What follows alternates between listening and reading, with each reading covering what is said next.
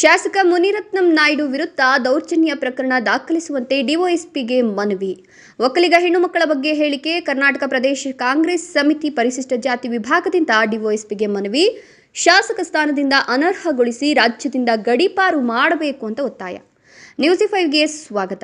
ಬೆಂಗಳೂರು ರಾಜರಾಜೇಶ್ವರಿ ನಗರ ವಿಧಾನಸಭಾ ಸದಸ್ಯರಾದ ಮುನಿರತ್ನಂ ನಾಯ್ಡು ಪರಿಶಿಷ್ಟ ಜಾತಿ, ಪರಿಶಿಷ್ಟ ಪಂಗಡ ಮತ್ತು ಒಕ್ಕಲಿಗ ಸಮುದಾಯದ ಬಗ್ಗೆ ಮಹಿಳೆಯರನ್ನ ಬಹಿರಂಗವಾಗಿ ಅವಾಚ್ಯ ಶಬ್ದಗಳಿಂದ ನಿಂದಿಸಿ ಲಂಚಕ್ಕೆ ಬೇಡಿಕೆ ಇಟ್ಟು ಮಹಿಳೆಯರನ್ನ ಮಂಚಕ್ಕೆ ಕರೆದ ಆರೋಪದ ಅಡಿಯಲ್ಲಿ ಇವರ ವಿರುದ್ಧ ಪರಿಶಿಷ್ಟ ಜಾತಿ ಮತ್ತು ಪರಿಶಿಷ್ಟ ವರ್ಗಗಳ ದೌರ್ಜನ್ಯ ತಿದ್ದುಪಡಿ ಕಾಯ್ದೆಯಡಿ ಪ್ರಕರಣ ದೂರು ದಾಖಲಿಸುವಂತೆ ಕರ್ನಾಟಕ ಪ್ರದೇಶ ಕಾಂಗ್ರೆಸ್ ಸಮಿತಿ ಪರಿಶಿಷ್ಟ ಜಾತಿ ವಿಭಾಗದ ಪದಾಧಿಕಾರಿಗಳು ಡಿವೈಎಸ್ಪಿ ಮುರಳೀಧರ್ ಅವರಿಗೆ ದೂರು ನೀಡಿ ಮನವಿ ಪತ್ರವನ್ನು ಸಲ್ಲಿಸಿದರು.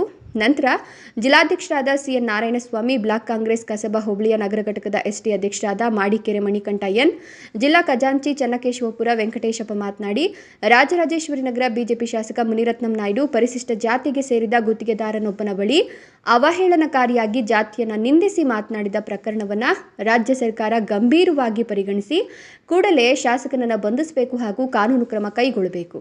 ಈತನ ವಿರುದ್ಧ ಕೇವಲ ಮೊಕದ್ದಮೆ ದಾಖಲಿಸಿಕೊಂಡೇ ಸಾಲದು, ಕೂಡಲೇ ಬಂಧಿಸಿ ಈತನ ಕಾನೂನು ಬಾಹಿರ ಹಾಗೂ ಅನೈತಿಕ ಅಕ್ರಮ ಅವ್ಯವಹಾರಗಳ ಬಗ್ಗೆ ನ್ಯಾಯಾಂಗ ತನಿಖೆಗೆ ಸರ್ಕಾರ ಮುಂದಾಗಬೇಕು ಅಂತ ಆಗ್ರಹಿಸಿದರು.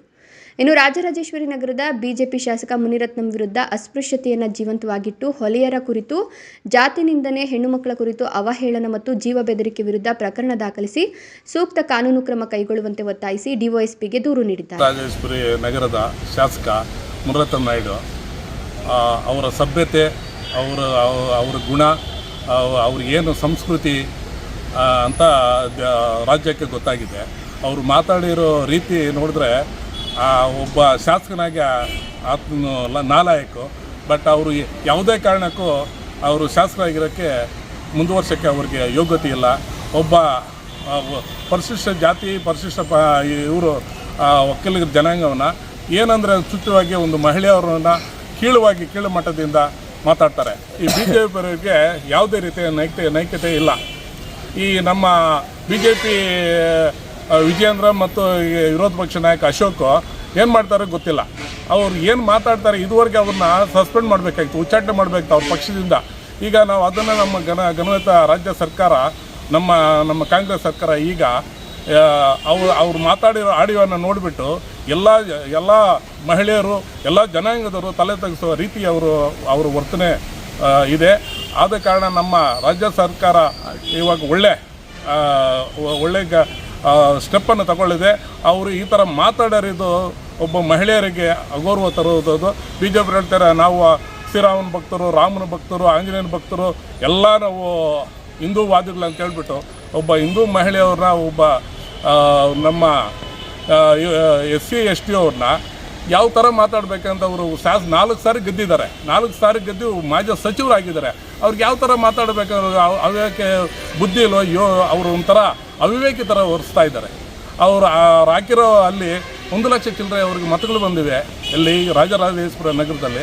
ಬಟ್ ಅವ್ರಿಗೆ ಹಾಕಿರೋ ಎಲ್ಲ ತಲುಪಂಥ ಪರಿಸ್ಥಿತಿ ತಂದೊಡ್ಡಿದ್ದಾರೆ. ಅವ್ರ ಮನೆಯಲ್ಲಿ ಅವ್ರ ತಾಯಿನೂ ಒಬ್ಬ ಮಹಿಳೆ, ಇವರು ಕೂಡ ಒಂದು ಮಹಿಳೆ. ಆ ಥರ ಇದ್ದುಕೊಂಡು ಅವ್ರು ಯಾವ ಥರ ಮಾತಾಡ್ತಾರೆ ಅಂತ ಅವ್ರಿಗೆ ಅರಿವು ಬೇಡವಾ? 4 ಸಾರಿ ಶಾಸಕರಾಗಿದ್ದಾರೆ, ಮಾಜಿ ಸಚಿವರಾಗಿದ್ದಾರೆ, ಅವ್ರಿಗೆ ಅರಿವು ಬೇಡವಾ? ಅನೈತಿಕವಾಗಿ ಒಬ್ಬ ಮಹಿಳೆಯನ್ನು ನನ್ನ ಮಂಚಕ್ಕೆ ಕಳಿಸುವಂಥ ಮಾತಾಡ್ತಾರೆ. ಎಲ್ಲ ಜನಾಂಗನೂ, ಎಲ್ಲ ಜನ ತಲೆ ತೆಗೆದುವಾದ ರೀತಿಯಲ್ಲಿ ಮಾತಾಡ್ತಾ ಇದ್ದಾರೆ. ಆದರೆ ಇಲ್ಲೇ ಅವರನ್ನು ಕೂಡಲೇ ಶಾಸಕ ಸ್ಥಾನದಿಂದ ರದ್ದುಗೊಳಿಸಿ ಅವರನ್ನು ಕಾನೂನು ರೀತಿಯ ಕಠಿಣ ಕ್ರಮ ತೆಗೆದುಕೊಳ್ಳಬೇಕಂತ ನಮ್ಮ ಕಾಂಗ್ರೆಸ್ ಪಕ್ಷದಿಂದ ನಮ್ಮ ನಾನು ಜಿಲ್ಲಾ ಅಧ್ಯಕ್ಷ ನಾರಾಯಣಸ್ವಾಮಿ ಆಗಿದ್ದೀನಿ. ನಾನು ಅವರನ್ನು ತೀವ್ರವಾಗಿ ಖಂಡನೆ ಮಾಡ್ತಾಯಿದ್ದೀನಿ. ಅದಕ್ಕೆ